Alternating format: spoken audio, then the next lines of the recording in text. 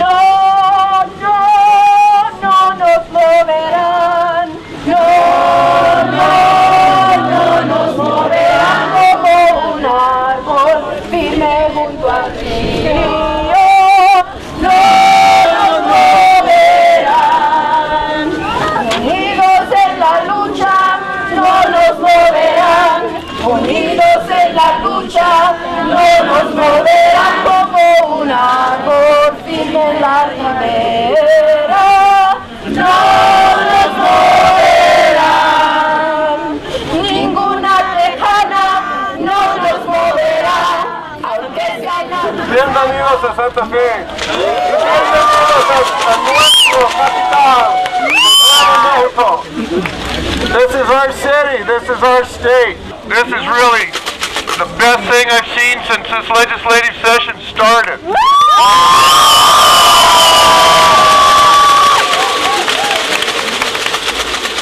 You know, back during the Vietnam War when we were struggling for justice, Martin Luther King said, a time comes when silence is betrayal. Everyone, a time comes when silence is betrayal. You're not being silent today, you're standing up for everybody's human rights. Estimado pueblo y estimados compatriotas, claro que yo les apoyo. Se trata de derechos humanos, ¿no? Se trata también de la diversidad cultural de Nuevo México.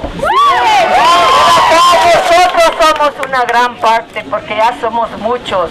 Me parece que nos tienen miedo, ¿no? Ya vamos siendo muchos. De todas formas, yo apoyé mucho la licencia, la matrícula. Yo creo que posiblemente la gobernadora no comprende por qué hicimos eso. Debe de reconocer que todos los policías, charifes, todos estaban apoyando eso. Y era que Nuevo México tenía una cantidad muy grande de personas que no tenían seguranza. Y claro, no pueden tener seguranza sin una matrícula, sin un ID, ¿verdad? Por eso lo hicimos. Y está trabajando muy bien. Yo no quiero tener que andar como en Arizona con pasaportes ni nada de eso, ni mucho menos.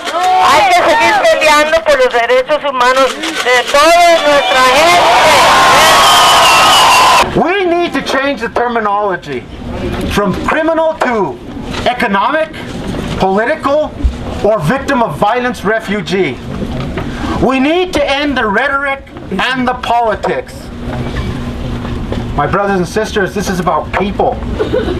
Think of this child that's here, right here. Think of that high school student. Think of the parent or the godparent. Criminals? Really? No! From a church perspective, this is not about immigration rights, this is about human rights. And remember what Colin Powell said. We are a nation determined to realize dreams. What we need to ask is who is allowed to dream. Yes. I have here a Senate bill co-signed by 20 members of the state Senate, including the president of the Senate, the majority leader of the Senate, the majority whip of the Senate, and the caucus chair of all of the Democratic leadership of the Democratic Senate, which says, and I'll read it, a law enforcement agency or law enforcement officer of the state shall not inquire into the immigration status of a person. A law enforcement officer of the state shall not enforce federal civil immigration laws.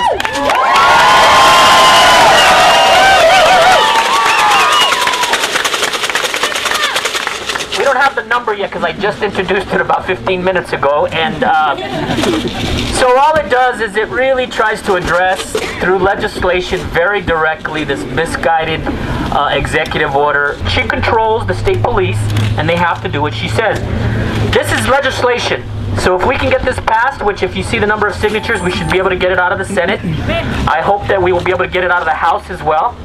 Ultimately, the governor has to sign it. And we need to tell her that she needs to sign it, or if she vetoes it, we need to make sure that our voices are heard if she decides that she wants to keep that executive order.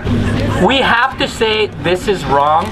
This is New Mexico, And if you look at the flag and the seal that we have, if you look at the seal on the Capitol that we all look at, there's a seal and there's an águila, a Mexican eagle. And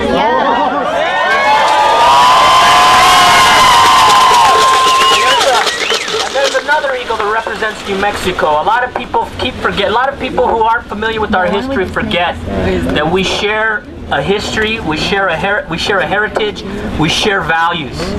We share values of human rights, we share values of dignity, we share values of due process, meaning anybody should not be suspect just because of the way they look, or because of their accent, or because their last name is Martinez, or Sanchez, or Martinez. For a nation of immigrants to be anti-immigrant is a contradiction that cannot stand. How can people be descendants of immigrants and yet be against the modern immigrant? Don't believe the lies. Every single police officer in this state, when they pull someone over, they want that person to produce an ID card or a driver's license. Every driver in this state wants to make sure that the person behind them has insurance. You can only do that with a state valid driver's license.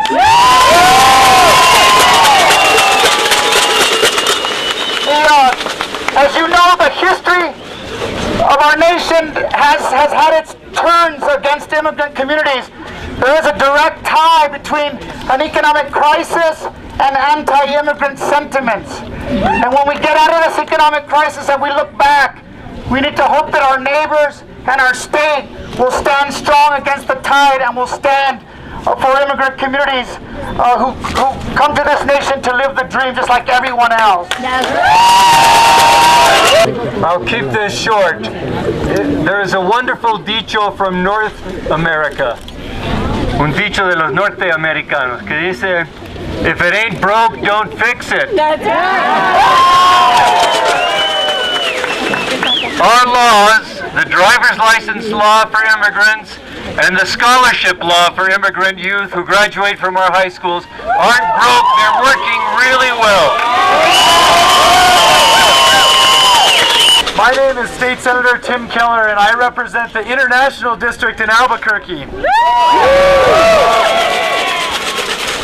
Let me tell you, my community has more immigrants than any other district in our state.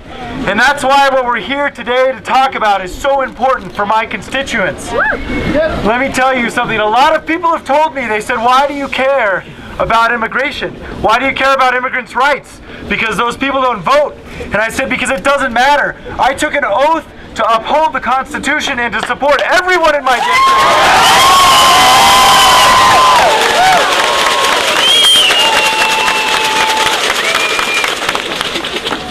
I want to share with you today some of the positive measures that we're working on in your state legislature. There's a little bill that we're working on, Representative Maestas and I, Senate Bill 151. And it's super important for my district, for everyone in New Mexico, and here's why. You have to be able to call 911 and not be afraid that your immigration status will be checked. You have to be, thank you. You have to be able to take your child to school and know that your immigration status won't be checked.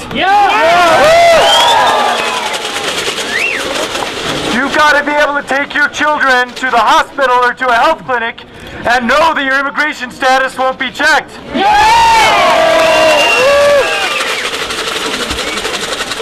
And lastly, you've got to be able to go to church and know that your immigration status won't be checked.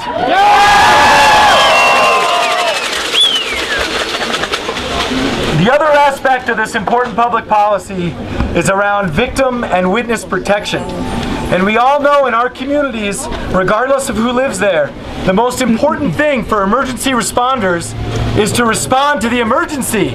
It's not supposed to ask victims what their immigration status is. It's not supposed to ask witnesses what their immigration status is. It's just to respond to the emergency. So let me hear it. We are New Mexico! We are New Mexico because we know that there's a civil way to enforce immigration. And it's not in our churches, it's not in our schools, and it's not in these situations of an emergency or with witnesses or with victims of a crime. Thank you very much. Thank you for having the courage to stand up against this ridiculous executive order. I think one of the things that we need to continue to do is express our outrage at what the governor is attempting to do. She's attempting to divide us and take us away from what the real issues are. The issues are education, health care, child care, jobs with a living wage, and good benefits. Those are the issues that New Mexicans are concerned about. We're not concerned about who has documentation and who does not. Everyone in New Mexico has contributed to this great state, and we need to keep it that way, and we cannot let her divide us with hate. So I would ask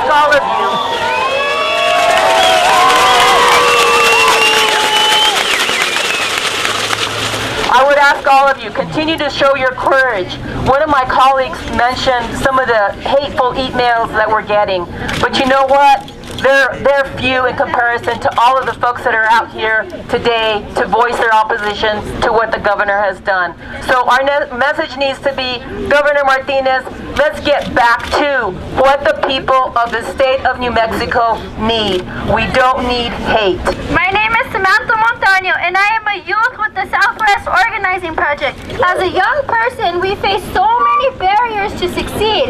HB 261 and HB 78 will be one more barrier for youth to have to overcome on their path to becoming contributing members to our state. We urge you not to pass these bills, as it will not be a step forward towards progress in our communities. And come on, let's be real. Driving a car is so easy that a caveman can do it.